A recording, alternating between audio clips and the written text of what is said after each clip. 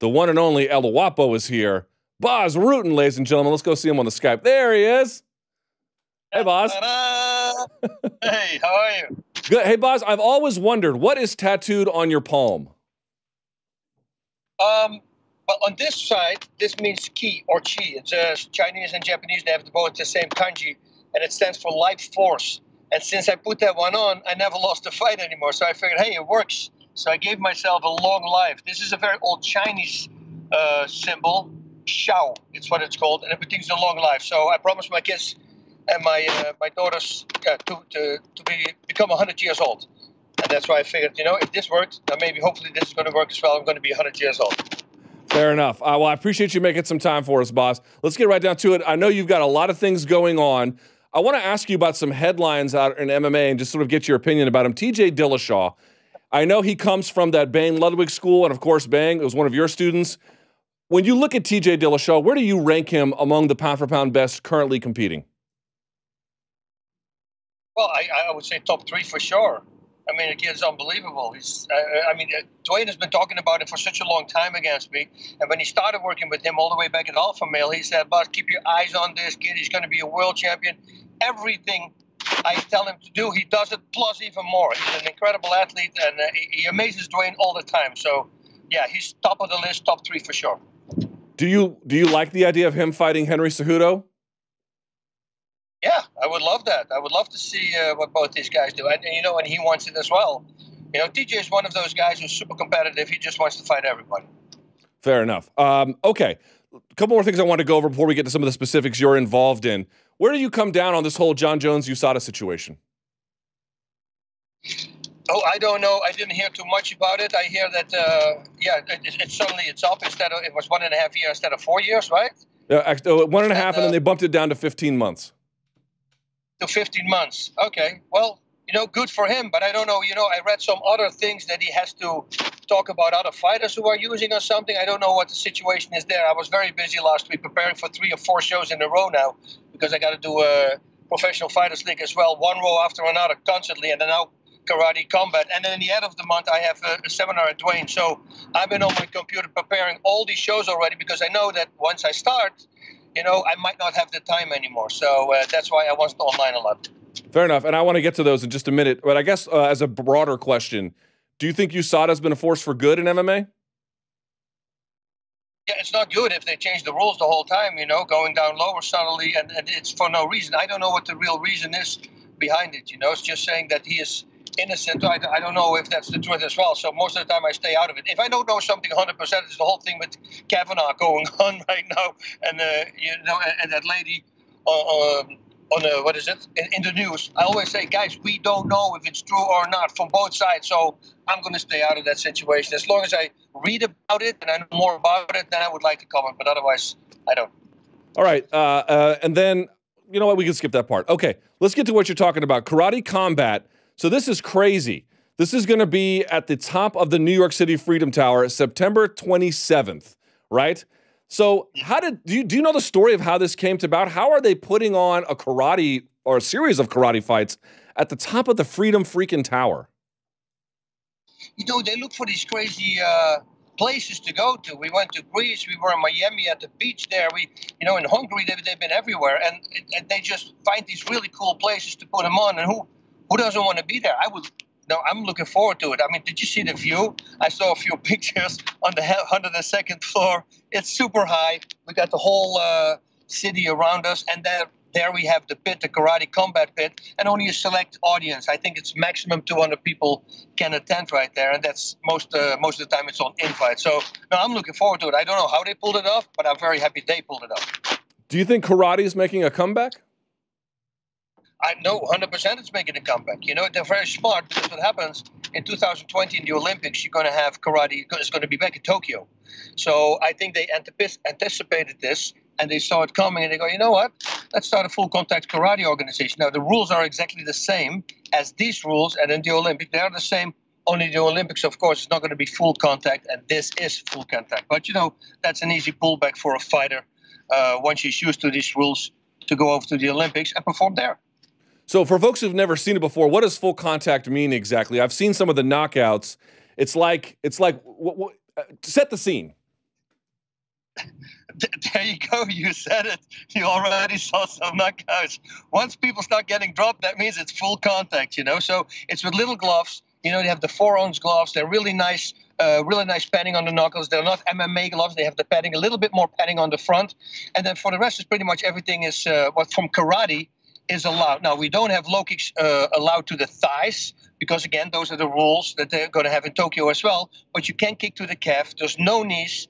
There's no short hooks. They try to keep everything nice and lengthy so the fighters or the people at home can see it more easy and can see the beautiful technique of karate. So long hooks, long straight punches, long kicks. They have everything, but no clinching. Once there is a clinch, you're allowed to take your opponent down. It needs to happen immediately, though. And then once on the ground and he's on his back, if he doesn't pull guard, so to say, or hold you, you are allowed to give 5 seconds of ground and pound to your opponent. And we've seen that a lot as well. And it's an explosive rule set. If you see it, if you see the fights, everybody till now seems to love it. Yeah, and again, if you've never seen the highlights, I think they're everywhere. I believe it's going to air on Fight Pass, a bunch of other places as well. I would ask this, you kind of got into it, but what did you learn about karate watching this that maybe you didn't know before? No, nothing really. You know, I grew up with karate as well. I'm a Kyokushin guy, so also full contact, but it's bare knuckle and it's a different style, and it's a little bit more complicated for the people. It's a very close stand fight. It's almost like a phone booth fight in Kyokushin. There's knees, there's throwing, they throw loose knees, not even without a clinch they throw it. So that's different than this. This is they're not wearing a shirt on top, which comes in very handy because you know this little pinky here, it's really big, and it's because I was doing karate, I was sparring, and you know, some people, they have these very high hips, and they know that could be a problem for their opponent. So what they do, they put their belt a little lower below the hip. So when you think the liver is located there and you hit a hip, it's not good for your hands. So they don't have this in the karate combat. They only have a t-shirt and a long pants so you can see every target beautiful. So that's why people don't get injured. But it's awesome. It's a high adrenaline sport and a high, how do you say it? Not just high action, action-paced. Man, I can't find the word right now. I'm driving all over the road. It's okay. Karate Combat One World, of course, will be on karate.com. You can also get it on Fight Pass, CBS Sports Live, and a bunch of other places as well. You mentioned the PFL. How do you think the first season is going? Are you able to follow? I mean, I know you're a commentator, so of course you're right in the middle of it. But the point system, how do you think the point system's working out? I think it's working out great. I mean, everybody seems to love it, you know, just like regular season, like regular sports. We have a season now. The playoffs are now. So next week, we're going to have these fighters going to fight 2 fights in one night. Now, you're only allowed to fight 5 rounds maximum in one day. So the first fight they have is a 2-round fight. And the second fight is a 3-round fight. And I think that's where we're going to separate the boys from the men. I mean, it's going to be an insane evening because all these guys are hunting, of course, for the $1 million. And all the fights we had before, you can see, I mean, we have an 85% finishing rate, I believe. The fighters really are going at it. Do you like not having the elbows? I'm 50-50 on not having the elbows. What do you think about it? You know, I like it, but the reason they did it was, of course, because then they can fight the next fight, and especially now 2 fights in one night. If you're going to get a clip to an elbow, well, they cannot fight your next fight. So that's why they took the elbows out. Now, I don't know it up already before.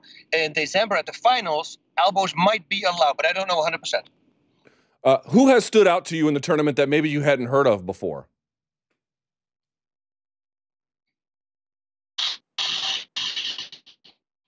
Andre Harrison. I mean, yeah, we heard about him, but when he comes in, the guy's undefeated. He's 16 or 17-0 right now. But everybody, it is such a crazy pace that everybody's fighting in on.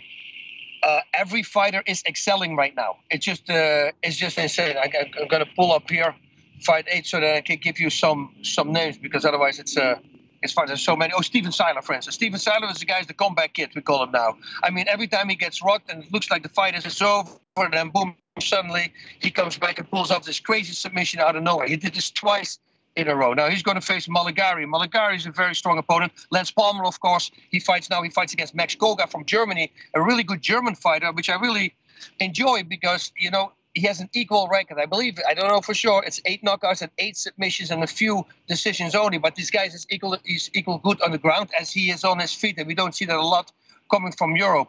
Andre Hersen already talked to you about, undefeated guy, but he's going to face Alexander Becerra. And Becerra hasn't been, he had a very close fight in the past against Harrison. He lost, but man, the last time he knocked somebody out with a flying knee, and I was interviewing him in the ring. And when I told him he was going to face Andre Harrison, I mean, he got so elated. I go, wow, this guy is really happy to fight the strong guy on the roster, apparently. Timur Valiev, I've been talking about him for a long time. That's an incredible talent. I mean, this guy's all over the place. You will never see him make any repetitive strikes. Like he throws a front kick, and then it's a high kick, and then it's a low kick, and then it's this and this point. And it's constantly changing with this guy. Kelvin Tiller, the heavyweight. Man, I mean, he took Jared Rashol down. And then he was in side mount, and from side mount he made a 180 armbar. This guy is like 250 pounds, but the agility on him is crazy. He actually is going to face now again against the same opponent, Jared Rashol. Philip Lins, really good. Estrefi, very knockout guy. He just came out. Oh, he's actually in Caio Elencar, I believe, came in for that fight because the other one is injured now. Another fight, Jack May and Alex Nicholson. Alex Nixon, those guys really don't like each other. I had a podcast this week for the PFL, and we had them both on the phone, and you should have heard them talking to each other. They really don't like each other, so I think you're going to see a very explosive fight there. So all these fights are just insane, and this is just the first card for next week. Yeah, of course, Friday, October 5th will be PFL 8. It'll be the featherweight and heavyweight tournaments. Then you got Saturday, October 13th, lightweight, light heavyweight for PFL 9, and then my hometown of Washington, D.C. for PFL 10 on October 20th for middleweight and welterweight. A couple more questions for you, Bas, and really appreciate your time. You know, I won't ask you to weigh in on the BJ Penn next fight situation, but I kind of want to know this from you. How did you know when you wanted to retire? Like, how did you know you were done? Well, for me, it was very simple. There was injuries. You know, thankfully that happened to me because I'm one of the knuckleheads also who's going to keep on fighting, and eventually you're going to hurt your record. Like, I'm very blessed with I didn't lose in my last 22 fights. That's a great way of getting out. You know, I tried one more time after 7 years in 2006, and I thought all my injuries were gone, which were for the first 4 weeks, and then they came back and then some. You know, so I had a lot of injuries, and thankfully that was, the Lord deciding that for me. He says you cannot fight anymore. So I didn't start fighting and losing fights against these young bucks because let's face it, man, these young guys right now, they're so good. They're so in shape. They know everything. You know, in my time, it was still guys. I was good on the ground and I was good on the feet. And in my time, you could get away with that because a lot of guys, they were just or strikers or they were submission guys. But there was not a lot of fighters who had all three components. You know, I never was a good wrestler, by the way. But now, all these guys are phenomenal everywhere. You know, they have a full gas tank. Nobody runs out of gas anymore like the old time. You know, I was always making sure that I was in shape, because if you're in shape in the old days, you're probably going to win the fight because people were still running out of gas. Well, you don't have that problem now anymore as well. So I don't know. BJ is going to come back. It is true what you said? Yeah, he's going to fight Ryan Hall in December. Oh, wow. That's going to be a tough fight for him as well. So, but you know what? BJ is a guy, if he goes to a camp and he has a guy that he listens to, you know, who can tell him, actually, no, you're going to have to do an extra round. So as long as he's not in control of the training, I see him winning this fight. He could be really good and performing really well. Last question for you. Really appreciate your time because I know you're a very, very busy man. You know, you have seen combat sports go through a ton of evolution, Bas. You were, of course, in Pancrase. You've seen Pride come and go. You've seen the development of UFC. How would you describe the state of MMA? On the one hand, as you mentioned, the fighters are better than ever. There's a new ESPN deal with UFC. On the other hand, I just kind of can't tell where the enthusiasm is for the sport. How would you describe its state relative to maybe how it used to be or through its process and its evolution? Oh, I love everything about it. I love the rules. You know, everything is there for the safety of the fighter. Like we already tapped on it. You know, the fact that everybody's in shape, knows everything. I would like to see another weight class. I would see like 235 or 230 pound. I think that the gap between 205 and 265 is way too big. You know, especially if you have a guy who cannot come lower than 220, and then you're going to face a guy who cuts down from 180 or something to 280 to 265. That's a big difference. In the beginning, yeah. In my time, that didn't really matter because some of these big guys didn't have any technique. But now, you're going to have a guy, a third-degree black belt Brazilian Jiu-Jitsu on top of you who is 60 pounds heavier or 45 pounds heavier. Of course, that's going to be a problem because weight does matter, especially nowadays. I do sometimes believe that they should stop complaining if somebody's 2 pounds over. I go like, come on, guys, 2 pounds. It's a dumb thing. I do believe also that they have to allow the IV bags. I know some states do, but some not. I think, because of the weight cutting, they're not going to stop it. Granted, it was there was no weight class when I was fighting, but still, just somebody hit me on Twitter this morning and he said, "Well, would you fight at 185?" I said, "I would." Probably, because if I'm standing next to Tito Ortiz or Chuck Liddell or John Jones, I'm a midget compared to these guys, and they're my weight class, 205. So maybe I would go to 185. But I always also said, if my body doesn't feel good, we beat up our bodies so hard 2 times a day. We go through all these things. The one thing that you don't want to do is not giving your body what it needs, and that's why I always say fight at a higher weight class. You're actually going to perform better. But if they pinned on the fact that their opponent was cutting more weight and he was heavier than they. Dude, we're talking about 10 pounds. What is this 10 pounds going to do?